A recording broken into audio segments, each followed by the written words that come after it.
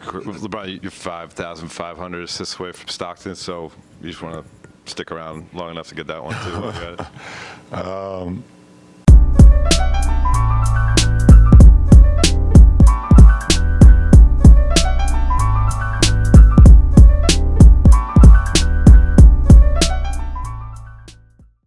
What's going on there, guys? We back with another one, and we're going to talk a little bit about LeBron James this morning. Now, guys, as you all know, LeBron is only 89 points from passing Kareem Abdul Jabbar's scoring record. That was a record that was so far off.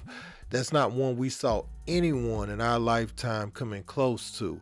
But, hey, LeBron in the next 2 or 3, 4 games, he's definitely going to pass that. So, guys, it's going to be monumental when he does. Now, LeBron also passed another record fittingly in Madison Square Garden last night. He passed Steve Nash and Mark Jackson to become 4th on the all-time assist list. LeBron reacted to that. Check out what he had to say about the accomplishment and the feat. You're most focused on team at this point. We've been spending a lot of time talking about the scoring, but tonight, you passed Mark Jackson and Steve Nash on the all-time assist list, and I know passing's always been kind of a point of pride. So how does that accomplishment stick out to you? It's amazing because that's just what I love to do and get my guys involved, and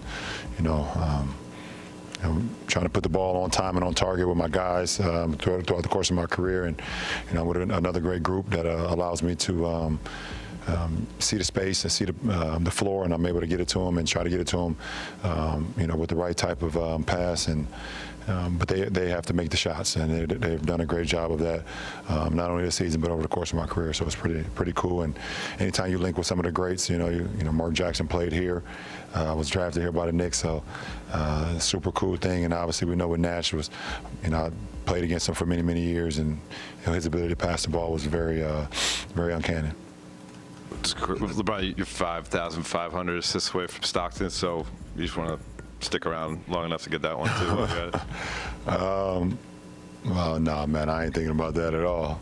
I mean, that man played 19 seasons on 17 of them. We played 82 games or some crazy stat like that.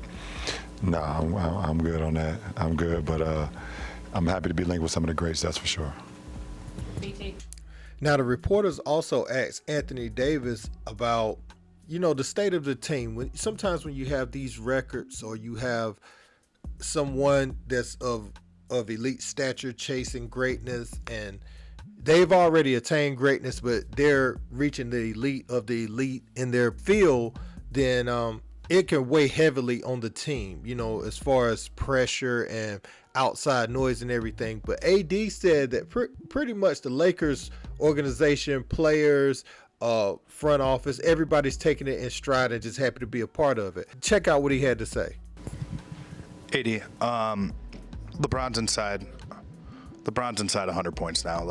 Of how close does this feel? How real does this feel? And what's the sense of excitement for the guys around the team to be a part of this? We're very excited. It's a very huge accomplishment. I was fortunate enough to be here, when he went to second. And now, to be here chasing first. I think 89 points. So the team is very excited. Probably going to be a surreal moment, for all of us, but probably more so him. But Mike said, obviously he's all team first, and then, obviously whatever game it is, we want to be able to win the game, but team is all excited. We always congratulate guys for milestones. Him tonight, moving forth into all-time assists. Russ, when he had 24,000, and moving up in assists the other night. So it's gonna be a big moment. And myself and I can speak probably for the whole team and organization. We're just happy to be a part of it. Now, guys, just as I'm recording this video, we just got word from Kareem Abdul Jabbar, and he spoke a little bit about when he broke Wilt Chamberlain's record. And this is what he had to say. When I broke Wilt Chamberlain's scoring record in 1984, the year LeBron was born, it bothered Wilt, who had a bit of a one-sided rivalry with me since I'd started doing well in the NBA. I don't feel that way towards LeBron. And a lot of people is going to say that why are you doing this now? Why are you putting this out on Wilt right now? Because it seems you and LeBron are a bit at odds. Why are you going to say that now?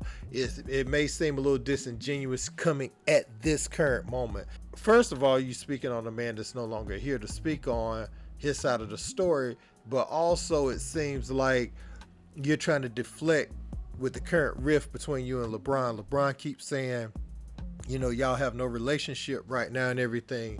So what you're trying to do is make it look like, oh, no, that was how Wilt felt about me, not how I feel about LeBron. And I don't think it's a good look because it looks like a deflection tactic. Even though I respect Kareem, arguably the greatest player ever, you know what I'm saying?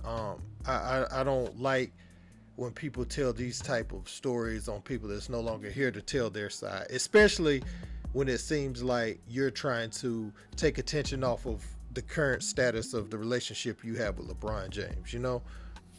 Now, LeBron also offered insight into the overtime win they had over the New York Knicks and how it was different from the Boston Celtics game. And check out what he had to say. Really bled into overtime. I know the Boston game was unique, but you guys talked about how tough it was to overcome that disappointment in overtime. What do you think changed? What did you see in the huddle? And was there a sense among the team that our struggles here really have to turn around? Well, I mean, the difference between here and Boston is obviously self-explanatory. I mean, we were up 6. We had an opportunity to kind of make some plays, but they made plays, and Jalen Brunson took a charge. We got to stop. The game was decided by the players. In Boston, the game was decided by the refs. So it was more demoralizing. We tried to, but I mean, obviously what happened in Boston was what happened. So tonight the game was decided in the regulation by the players. Two good defensive stops, Jalen Brunson stepping over for AD, and then AD locking down defensively. I'm giving a little help. So the game was decided by the players. So you heard it there from LeBron, man. He said, last night the game was decided by the players, and the other night in Boston, the game was decided by the refs. That was pretty much the difference. The execution was similar and everything, but hey, he said that that at the end of the day, the players was able to determine the outcome, and that's all you could ask for. Now, as far as LeBron and his assist record, that's one of the things. When he came in the league, we looked at him as a player that would be high up on that chart. And not saying we didn't see him high up on the scoring chart, like where he's ended up now, but we definitely knew he was going to be up there on the assist chart.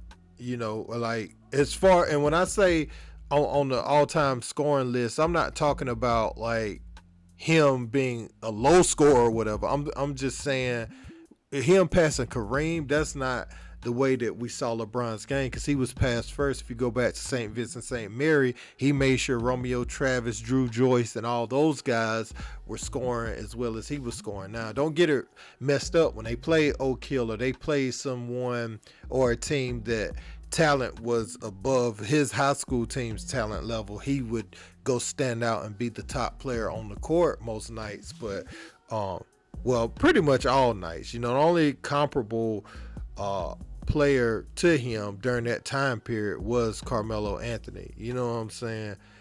Was someone who could compete with LeBron physically on that level. But that's always kind of been his DNA. And to hear AD and them saying the players are taking it in stride and they're comfortable with it, it is a great thing for team continuity, because a thing like this could ruin your season. But it looks like this Lakers team with Schroeder playing his role, Rui Hachimura, big defensive stop last night, Thomas Bryant, inside outside threat, LeBron, AD, don't get it messed up. I think some of the teams that's now at the top, a few years ago, LeBron and them were like the favorites, and the Clippers and all those teams, the Warriors. Well, now it's kind of, you see how it's kind of reversed, and some of those teams are up towards the top, and LeBron and them would be the team that they face in the first round. And I really don't think most of these young teams want that pressure. Not if AD is going to be healthy. I know that's like a big if, but if he's healthy and the Lakers are relatively healthy and they're playing, say, like a Sacramento or like even Memphis, as good as they were last year, a healthy version of LeBron and AD, or you get, like, you think about this, if you one of the top teams, you might get Steph in them, or you might get LeBron in them in the first round, and that is not what you're trying to see in the first round, not when you're trying to get to that next level, you know what I'm saying? Because those players and teams have pedigree and they've been there before, and all the pressure's on you now is the team with the home court advantage, where these teams is kind of just sliding into the playoffs, you know. That's gonna be a daunting task for whatever team matches up with these teams, man. But LeBron 89 points away. We still looking to see if Cap is gonna be there, because it's only fitting that Kareem is there to hand whatever commemorative memorabilia that they hand off to LeBron for passing that record, or maybe a basketball or a trophy. I don't know what they're gonna do, but it's only right that Kareem is on that floor when they stop the game to do that, because it'll seem a little weird if this happens in Laker land and he's not there, you know. Hopefully they can make amends. They can speak in private. Maybe they already have, but hopefully they can speak in private.